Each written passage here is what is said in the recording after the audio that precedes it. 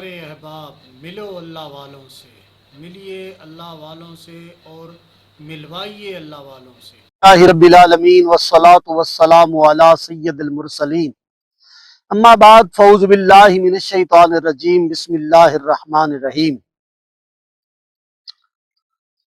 اللہم صلی علی سیدنا و مولانا محمد الفاتح لما غلق والخاتم لما سبق ناصر الحق بالحق والہادی الی صراطک المستقیم وعلی آلہ حق قدرہ و مقدارہ العظیم۔ احباب ذی وقار، خوش آمدید ہے آپ کو میرے ولاگ کے اندر۔ یہ کلام میری نظر سے گزرا تو میں نے چاہا کہ میں اپنے ویورز کے ساتھ اس کو جو ہے نا آپ کے ساتھ شیئر کرنی چاہیے کہ ایک بات بڑی اچھی لگے تو غور کرنا چاہیے۔ یوٹیوب کے اوپر کلام چڑھا ہوا ہے، بڑا سادہ سا ایک فقیر ہے، وہ قوالی کے انداز میں اس کلام کو بار بار پڑھ رہا ہے اور تھوڑی وضاحت سن کر، مثال کے طور پر کسی کو اگر سمجھ نہیں آ رہی اور تھوڑی وضاحت سن کر اگر وہ یہ کلام سنے گا تو پھر اس کا سرور بھی دوبالا ہو جائے گا۔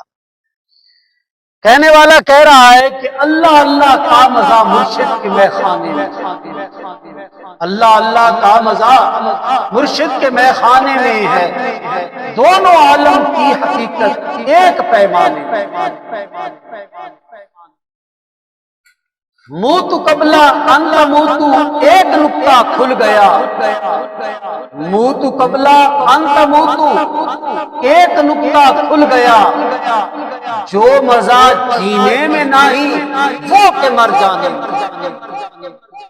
در حقیقت مجھ کو ذرا بتا، در حقیقت کی خبر مجھ کو ذرا بتا، تو تھا وہ مسجدوں میں کون بت خانے میں۔ آگے کہتا ہے نہ خدا مسجدوں میں دیکھا، نہ تو بت خانے میں ہے، نہ خدا مسجد میں دیکھا، نہ تو بت خانے میں ہے، اور شیخی ہندوں سے پوچھو دل کے کارخانے میں۔ پوچھتے ہو کیا ظفر سے مر گئے مدت ہوئی، پوچھتے ہو کیا ظفر سے مر گئے مدت ہوئی، وہ کہ ایک شرابی تھا کہ جس کی قبر میں خانے۔ اب آپ کی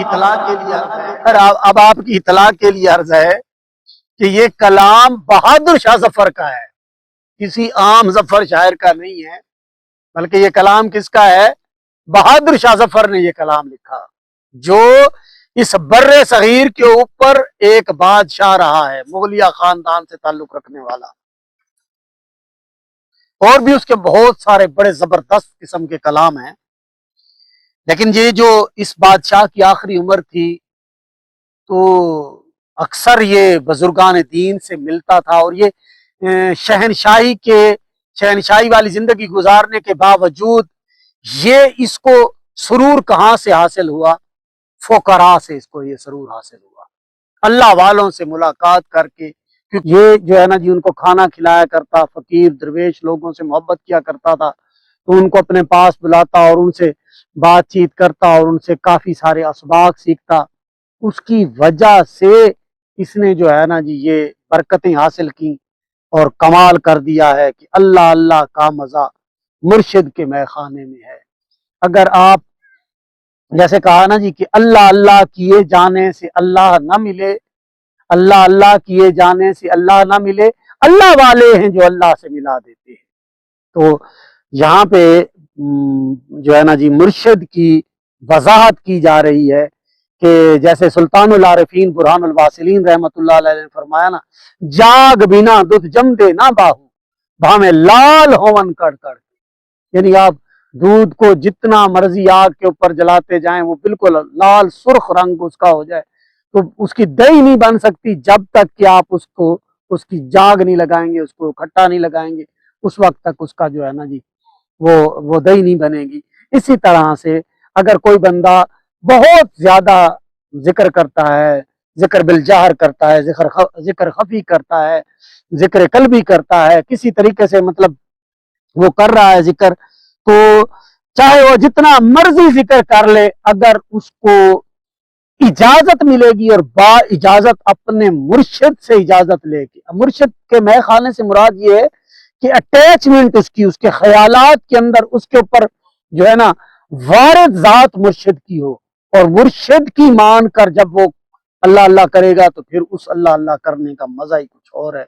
और उसकी जो है ना जी, और फरमाया दोनों आलम की हकीकत एक पैमाने में है, यानी जब वो तौहीद पर खड़ा हो जाएगा, वहदानियत पे खड़ा हो जाएगा, तो फिर उसको मकाम हासिल हो जाएगा। मेरी मजबूरी है, कुछ बातें ऐसी हैं जो मैं मजीद इससे बढ़कर वजाहत जो है ना जी कम अज कम मैं विलाद के अंदर नहीं कर सकता, ये मेरी मजबूरी है। आगे कहा मोतु कबला अंत मोतु, एक नुक्ता खुल गया, जो मजा जीने में नहीं वो के मर जाने में है। और ये जो बहुत ज्यादा मतलब इंसान जब अकड़ता है ना और दिखाता है कि मैं बड़ा कमाल हूं, मैं बड़ा कमाल हूं, तो जब तक इस नशे के अंदर, दुनिया के नशे के अंदर रहता है ना, तो उस वक्त वो सरूर हासिल नहीं कर सकता जो सरूर हकीकी आजिज़ी के अंदर है। जो जब वो बिल्कुल झुक जाता है और अपने मालिक की बारगाह के अंदर ऐसे उसकी हालत हो जाती है कि वो बिल्कुल ये जैसे आपके पांव के नीचे तिनके पड़े हैं ना, तो मैं अपने परवरदिगार की बारगाह में इन तिनकों से भी गया गुजरा हूं। यहां से आप ये बात समझ लीजिए। एक शख्स कहता है, मैं खुद ये मैं कह रहा हूं, चले मतलब मैं ये अर्ज कर देता हूं कि मैं अपने मालिक की बारगाह में इस तरह से हूं कि जैसे आपके पांव के नीचे जो तिनके पड़े हैं उनसे भी गया गुजरा हूं अपने मालिक की बारगाह।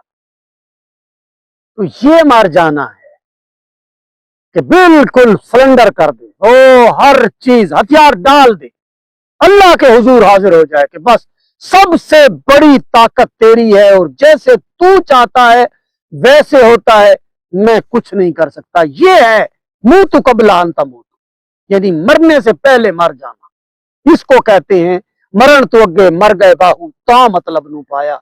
ये है आजिज़ी के बिल्कुल अल्लाह के लिए हर चीज से आजिज हो जाना, उसके सामने हकीकी मानों में झुक जाना। और फिर अगर ये हकीकी मानों में नहीं झुकता तो फिर टकरे ही हैं, फिर सजदा नहीं है, फिर टकरे ही हैं, नमाज नहीं है। आगे कहा जी दर हकीकत की खबर मुझको जरा जाहिद बता, दर हकीकत की खबर मुझको जरा जाहिद बता, कौन था वो मस्जिदों में, कौन बुत खाने में है। जैसे कहा ना अल्लाह नूर समावात वल अर्द, अल्लाह जमीनों और आसमानों का नूर है, तो की जगह जाएगा। क्या ख्याल है, कोई ऐसा बंदा है जो ये पाबंदी आ सकता हो कि ए अल्लाह की जात तूने यहां नहीं होना, यहां होना है? उस जात पर कोई पाबंदी लगा सकता है? तो बस मैं इतनी बात करूंगा, जिधर देखता हूं उधर तू ही तू है, जिधर देखता हूं उधर तू ही तू है। बस फिर हर तरफ वही जात नजर आती है। और आगे जो है ना जी कुछ लोगों का जिक्र किया उन्होंने, कहा जी ना खुदा मस्जिद में देखा ना तो बुतखाने में है, ना खुदा मस्जिद में देखा ना तो बुतखाने में है, और शेख जी रिंदों से पूछो दिल के काशाने में है। ये तो फिर रिंद ही बता सकता है कल्ब मोमिन अर्श अल्लाह, के इंसान का जो कल्ब है वो अल्लाह का अर्श है, और जो इस दिल के अंदर नूर का शहर है जो उसमें दाखिल हुआ है, जो वहां उस कचहरी के अंदर पहुंचा है, या यूं कह लीजिए कि जिसको इल्काए इलाही हुआ है, फिर ये एक कैफियत का नाम है। और ये कैफियत जिस पर वारिद होती है वो ही जानता है, वो लफ्जों में बयान करना बहुत मुश्किल है, वो लफ्जों में बयान भी नहीं की जा सकती, और अगर उसको बयान किया जाए तो फिर हिसाब किताब कौन देगा? आपने तो पूछना ही नहीं है, और मुझसे बहुत सारे पूछने के लिए आ जाएंगे कि ये जी आप क्या बयान कर रहे थे। चलें ठीक है, آخری شعر میں پڑھتا ہوں. یہاں پر بہادر شاہ ظفر وہ اپنی وضاحت کرنا چاہتا ہے کہ مطلب وہ یہاں پہ اپنی عاجزی بیان کی، اور یہاں معاذ اللہ ثم معاذ اللہ شرابی سے مراد یہ نہیں ہے کہ وہ یہ دنیا داری والی شراب پیتا تھا، بلکہ وہ یہ کہہ رہا ہے کہ مزہ اس زندگی کا ہے، مزہ اس زندگی کا ہے جو اپنے سائیں کی فرما برداری کے اندر گزاری جائے اور اپنے سائیں کے قدموں کے اندر ہی دفن ہو جائے.